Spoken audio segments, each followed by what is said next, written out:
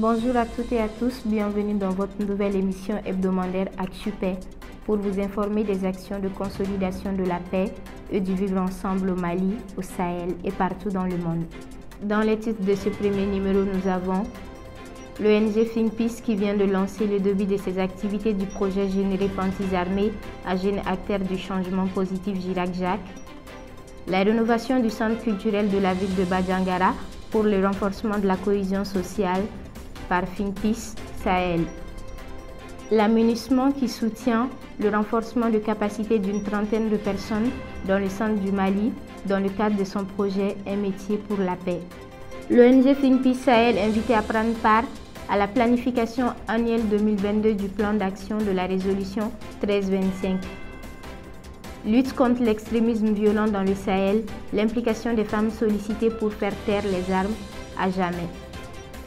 Clôture du projet 100 jeunes sans compte contre l'extrémisme violent pour la cohésion sociale, financé par OSIWA et mise en œuvre par Think Peace Sahel. Think Peace organise un atelier de partage d'expériences et de foire d'exposition des bénéficiaires du projet PZ, mis en œuvre en milieu carcéral et hors carcéral. Comme annoncé dans le titre, Think Peace Sahel et son partenaire financier GCERF ont officiellement lancé le nouveau projet intitulé Générer Pantis Armés à jeunes acteurs de changement positif Girac Jacques, sous la présidence du secrétaire général du ministre des Affaires étrangères et de la coopération internationale, avec la participation du G5 Sahel et d'autres partenaires techniques. Mise en œuvre par le consortium Think Peace Sahel et la CELRAD sur financement du GCRF, ce projet vise à insuffler une prise de conscience des jeunes et femmes combattants repentis et ex-détenus impliqués dans des activités de violence armée ou ayant fait la promotion de ce type d'action. Il permettra de réduire l'influence économique et financière des groupes armés sur les jeunes, de soutenir et de renforcer les mécanismes traditionnels de dialogue, de négociation et de résolution de conflits. Il est mis en œuvre dans les régions de Mopti, Gao et Menaka sur une période de 3 ans.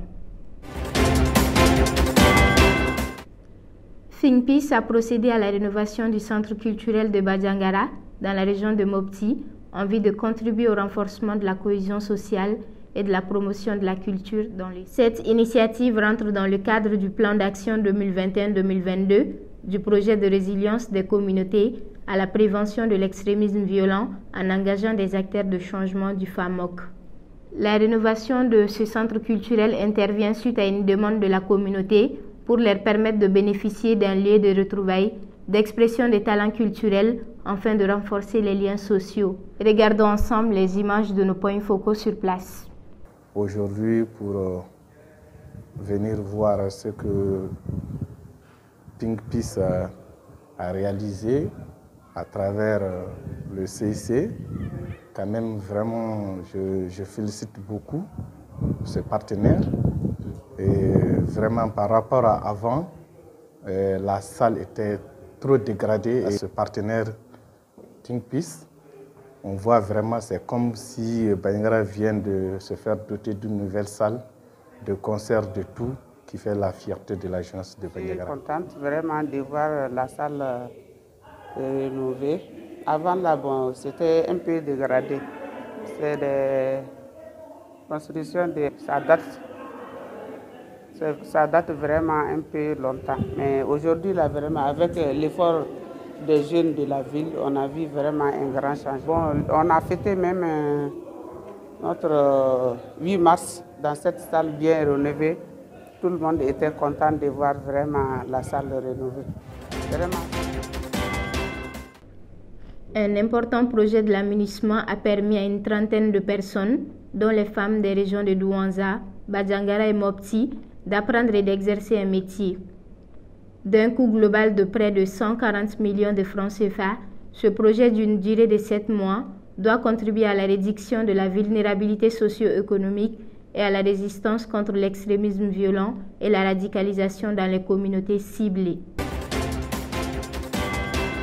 Sur invitation du ministère de la Promotion de la Femme, de l'Enfant et de la Famille, Think Peace Sahel a participé en fin mars 2022 à l'atelier de planification du plan d'action annuel de la résolution 1325 du Mali.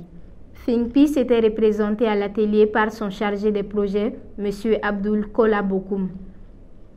La résolution 1325 des Nations Unies sur l'agenda femmes, paix et sécurité reconnaissent la contribution des femmes à la prévention des conflits armés, au processus de paix et à la reconstruction post-crise. Elles ont pour objectif la valorisation de l'inclusion des femmes et la prise en compte de leur contribution à la paix et à la réconciliation. Dans le cadre de la lutte contre l'extrémisme violent et ses multiples conséquences dans le Sahel, l'ONG Femmes et Développement et ses différents partenaires ont initié du 29 mars au 1er avril 2022 un atelier de formation de 3 jours à l'intention des femmes venues des régions du Mali afin de renforcer leurs capacités sur les approches communautaires pour influencer leurs décisions politiques nationales pour la prévention du phénomène en vue de faire taire les armes.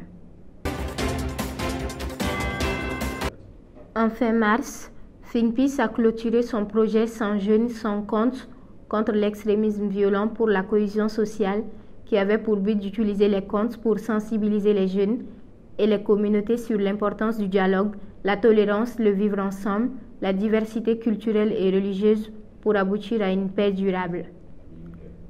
À travers ce projet financé par Osiwa, qui couvre le Mali et le Niger, plusieurs dizaines de jeunes ont reçu des formations sur les techniques d'animation de comptes. Ces jeunes, à leur tour, ont mis en œuvre des initiatives communautaires pour sensibiliser à la prévention de l'extrémisme violent.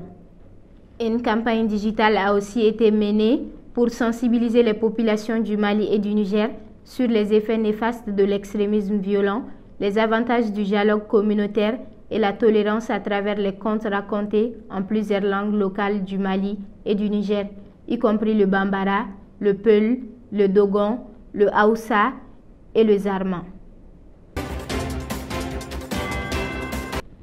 Think Peace Sahel a récemment organisé un atelier de partage d'expériences de ses activités de prévention de la radicalisation et l'extrémisme violent en milieu carcéral et hors carcéral à la Bibliothèque nationale du Mali.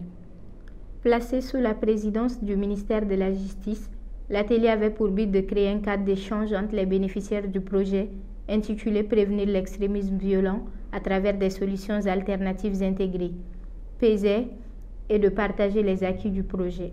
Pour appuyer les activités de Think Peace en milieu carcéral, des ex-détenus ont fait des témoignages poignants sur l'accompagnement de Think Peace et surtout son impact positif sur leur vie. L'atelier a pris fin par la visite des stands des bénéficiaires du projet composés d'ex-détenus.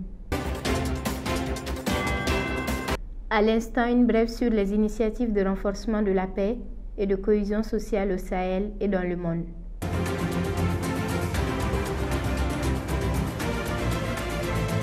Au Burkina Faso, le consortium Solidarsus SOS Sahel International Burkina Faso a organisé la première édition de la journée régionale des communautés de la boucle de Nouhoum le samedi 26 mars 2022 à Dédougou. Une quinzaine de groupes socio-ethniques ont pris part à la dite journée. L'organisation de cette journée rentre dans le cadre du projet Renforcement de la résilience communautaire des ménages agro-silvopastoraux dans les régions de la boucle du Mouhoum et du Nord.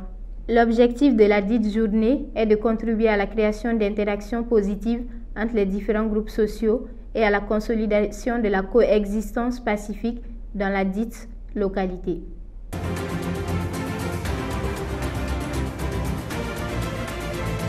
La police des Nations Unies de l'aménagement a organisé en fin février une séance de sensibilisation et d'information à l'école Idrissa Sow à Sévaré.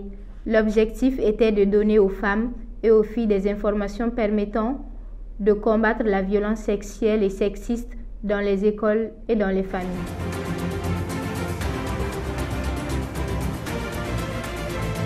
Guerre en Ukraine, les pourparlers en cours.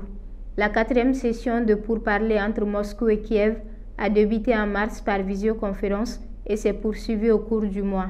La présidence ukrainienne a annoncé que quelques 20 000 personnes ont pu quitter Mariupol, une localité assiégée par les forces russes, en empruntant un couloir humanitaire fin mars. La session de pourparlers donne lieu à des négociations difficiles, a déclaré le président ukrainien Volodymyr Zelensky. De nouvelles discussions auront lieu dans les prochains jours. Mesdames et messieurs, chers téléspectateurs, c'est tout pour le premier numéro de votre émission ActuPaix.